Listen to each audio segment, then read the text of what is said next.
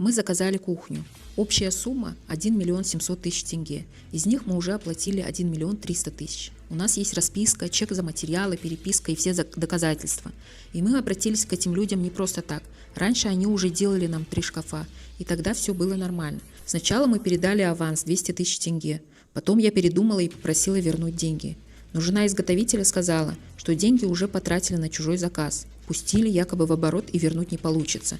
Нас поставили перед выбором. Либо продолжайте заказывать кухню, либо деньги пропадут. После этого мы доплатили до 850 тысяч тенге. Потом еще 450 тысяч тенге на материалы и распил. Но кухни до сих пор нет. Вот так мы сейчас живем. Без нормальной кухни, без порядка, с вещами и пустой посудой по всему дому. Готовить и мыть посуду нормально невозможно. Мы давали сроки, звонили, писали, ждали. Это уже 2-й срок. Но вместо конкретного ответа тишина, обещания и перекидывание с одного номера на другой. Я специально не показываю лица, номера телефонов и личные данные.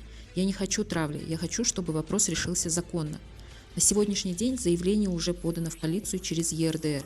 Пусть теперь этой ситуации дадут официальную правовую оценку.